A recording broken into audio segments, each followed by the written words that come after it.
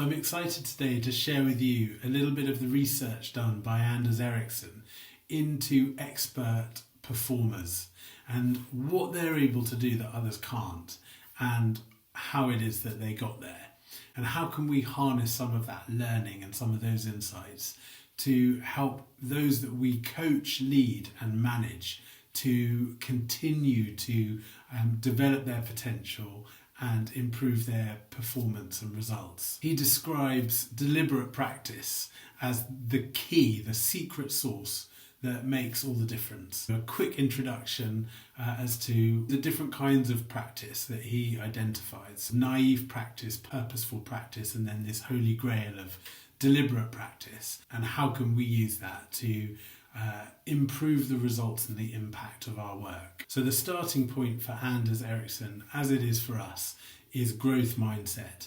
To realise that the hundreds of years that we've spent believing that potential was fixed, genetically limited, and that neuroplasticity, that our brain's ability to adapt and evolve is very limited and finite.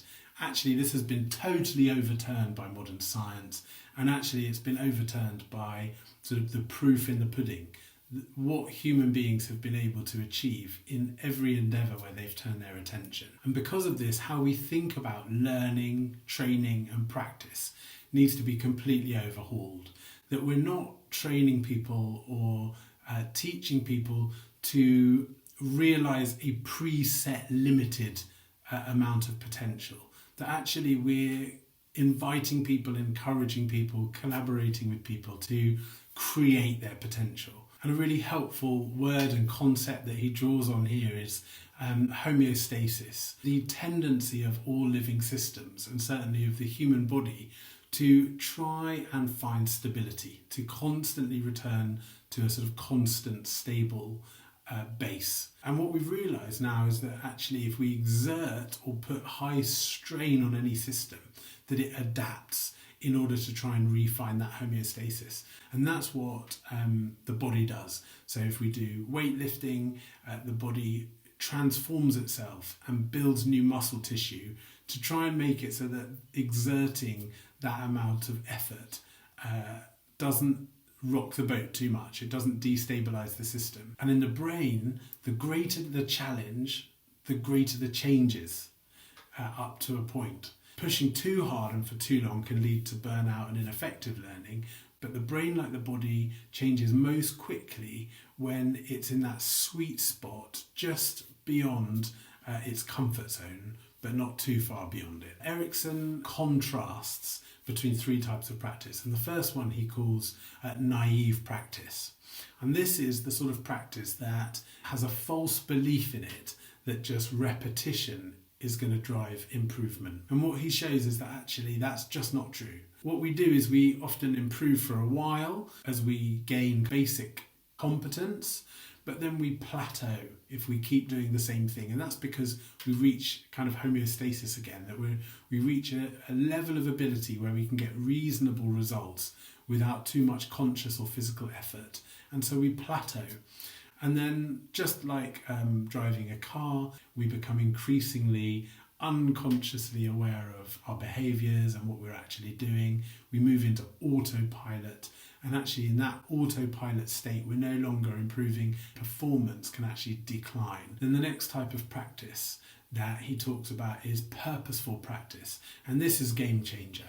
So this no longer has the plateau and even the decline. And the difference here is that it's not just repetition, it's not just mindless activity, but it's much more intentional, much more purposeful. It keeps pushing the individual or the team out of its comfort zone, so it can't get to homeostasis, it can't get to that autopilot. It has clear, specific and measurable goals, breaking down the sort of total result into constituent parts, working for improvements in each of those areas in a much more focused way.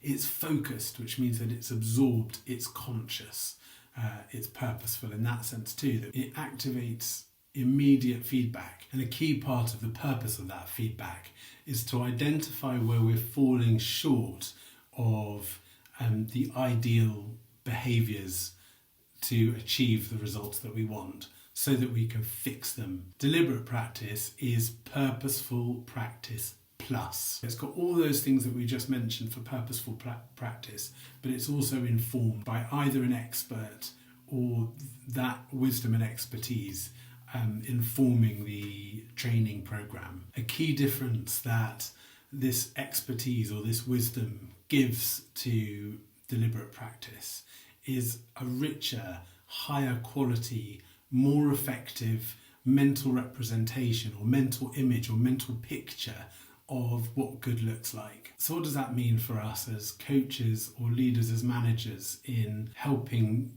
our clients continually improve their performance and drive the sort of results that they want to see? The first thing is to encourage them to think through who are the experts and what do they do differently.